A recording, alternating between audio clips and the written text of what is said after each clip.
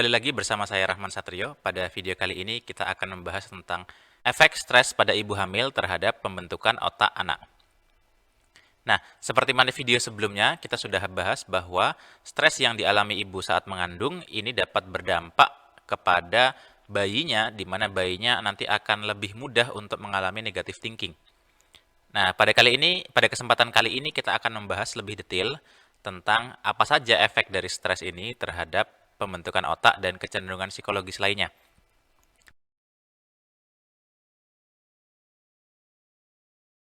Penjelasan umumnya adalah bahwa stres yang dialami oleh ibu, lalu kemudian stres ini kemudian mengeluarkan yang namanya kortisol.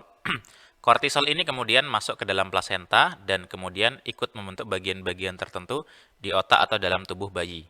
Nah, salah satunya adalah yang paling terkenal adalah HPA axis, hypothalamic pituitary adrenal axis, yang ada di dalam otak atau tubuh bayi. Yang mana bayi yang ibunya mengalami stres di masa mengandung, maka nanti akan memiliki kecenderungan bayinya akan jadi lebih mudah untuk teraktivasi stres sistemnya.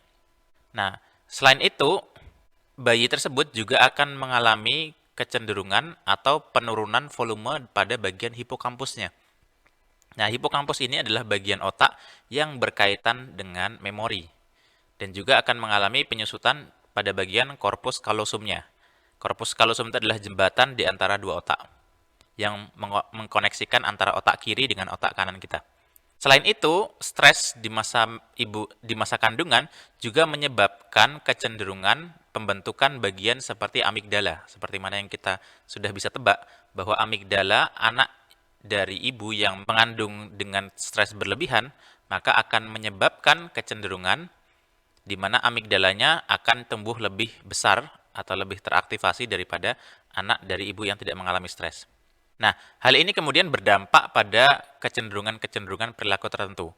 Mulai dari yang pertama adalah kecenderungan untuk lebih mudah nangis atau cengeng di masa bayi, di masa kecil. Salah seorang peneliti Belanda kemudian menemukan bahwa bayi yang ibunya mengalami stres berlebihan, maka dia lebih cenderung gampang untuk menangis, gampang cengeng dibanding bayi yang lain. Itu yang pertama. Nah, yang lain adalah bayi ini atau anak ini yang tadi ibunya mengalami stres ini, dia akan lebih memiliki kecenderungan untuk sulit coping dari stres. Nah, ini sudah bisa kita tebak. Kenapa? Karena disebabkan karena HPA aksisnya atau stres sistemnya sudah aktif berlebihan dan juga amigdalanya lebih teraktivasi. Hal ini kemudian membuat mereka lebih sulit untuk coping dari stres. Ini seperti mana yang video sebelumnya yang sudah kita bahas, bagian-bagian otak tertentu membuat mereka lebih sulit untuk mengalihkan emosi negatifnya menuju emosi positif. Nah, jika seandainya dia sudah mengalami stres, yang mana stres dari masa saat ibunya mengandung. Nah, lalu kecenderungan lainnya adalah ADHD, Attention Deficit Hyperactivity Disorder, atau hiperaktif, atau sulit untuk fokus. Nah, yang mana anak ini, anak yang lahir dari ibu yang mengalami stres berlebihan, memiliki kecenderungan untuk sulit fokus terhadap pelajaran, terhadap sesuatu, dan lain sebagainya, dan memiliki kecenderungan hyperactivity. Dampak lainnya adalah anak ini memiliki kecenderungan anxiety yang berlebihan.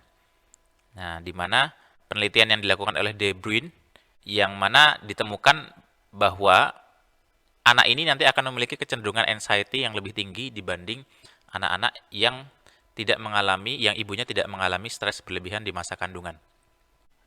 Efek lain dari stres yang dialami ibu adalah kecenderungan conduct disorder. Nah, conduct disorder ini adalah kecenderungan anak ini nanti kemudian berperilaku agresif dan juga melanggar aturan, melanggar nilai dan norma. Nah, hal ini bisa jadi disebabkan karena efek stres di masa kandungan. Nah, ini penelitian yang dilakukan oleh Barker dan rekan-rekannya menemukan bahwa anak yang memiliki bawaan anak yang lahir dari ibu yang mengalami stres, nanti dia akan memiliki kecenderungan seperti ini, lebih sulit diatur daripada anak yang lain. Nah, menurut Vivek Glover, profesor dari Imperial College yang sudah puluhan tahun mengkaji efek stres ibu hamil terhadap pembentukan janin atau pembentukan otak janin, ini dia menemukan bahwa dia berhipotesis bahwa alasan daripada stres ini kemudian berdampak pada perilaku atau pembentukan otak dan juga kemudian kecenderungan psikologis seperti tadi. Nah, ini disebabkan karena apa? Karena stres di masa ibu mengandung ini kemudian dibaca sebagai tanda bahwa stres ini menunjukkan bahwa lingkungan di sekitar ibu mengandung ini sedang dalam kondisi yang stressful, kondisi yang menekan, kondisi yang berbahaya, kondisi yang mungkin kesulitan makan atau sedang dalam kondisi perang dan lain sebagainya. Nah, jadi penjelasan evolusionernya adalah ibu yang mengalami stres seperti ini nanti dia akan menghasilkan dalam tanda kutip akan membentuk otak anak yang nanti akan siap menghadapi dunia yang sama stresnya dengan dunia ibunya. Nah, sehingga makanya kecenderungannya adalah anak ini dia memiliki kecenderungan seperti conduct disorder, kecenderungan untuk lebih agresif, kecenderungan untuk lebih hyperactivity, yang mana perilaku-perilaku ini nampaknya sebetulnya bagus saat dia dihadapkan dengan kondisi yang penuh tekanan, kondisi yang penuh bahaya, dan lain sebagainya. Bawaan ini penting untuk kemudian dimiliki oleh anak-anak yang lahir di dalam kondisi yang rentan atau dalam kondisi yang rawan. Misalnya dalam kondisi perang atau dalam kondisi dia tinggal di daerah berbahaya dan lain sebagainya, maka bagian aktivasi bagian stress system, fear system, dan juga kecenderungan agresivitas ini sangat penting bagi mereka. Nah, analogi yang paling mudah untuk menggambarkan ini adalah jika kita lihat antara kucing yang lahir atau yang besar dibesarkan di rumah, kucing bergenerasi-generasi yang kita besarkan di rumah dengan kucing yang ada di alam. Kita akan lihat bahwa kucing feral cat atau kucing liar ini dia memiliki kecenderungan hypervigilance. Mereka lebih agresif, mereka lebih takut terhadap makhluk baik manusia maupun apalagi kucing lain atau hewan-hewan lain daripada mungkin kucing-kucing yang kita besarkan dari rumah. Kenapa seperti itu? Karena mereka penting untuk membentuk kecenderungan fear system mereka agar mereka bisa survival di dunia alam atau di dunia luar sana yang lebih liar, yang lebih banyak lagi bahaya dan gangguan yang akan mereka hadapi. Yang mana kalau mereka tidak mereka akan diserang oleh predator. Kalau mereka tidak waspada, makanan mereka akan diambil dan lain sebagainya.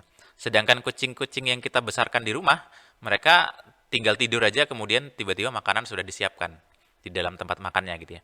Nah, ini membuat perubahan atau perbedaan antara stress system yang dialami, yang dimiliki oleh kucing yang dibesarkan di daerah di kondisi yang rawan berbahaya dengan kucing yang dibesarkan di kondisi yang cenderung stabil.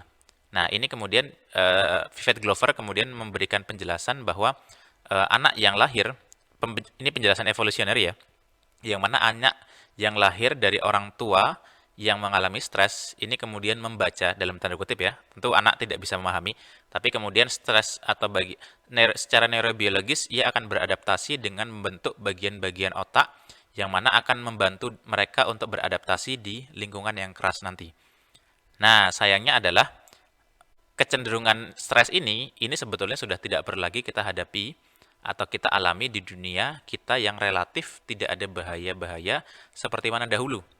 Nah, sehingga kita akan dapati orang-orang ini, orang-orang dengan bawaan ini atau anak-anak yang kemudian lahir dari orang tua ini akan cenderung lebih mudah untuk terkena penyakit-penyakit sindrom metabolik seperti diabetes, terus kemudian high blood pressure, tekanan darah tinggi, lalu kemudian eh, sakit jantung, dan lain sebagainya. Yang mana disebabkan karena overaktivasi dari stress system mereka.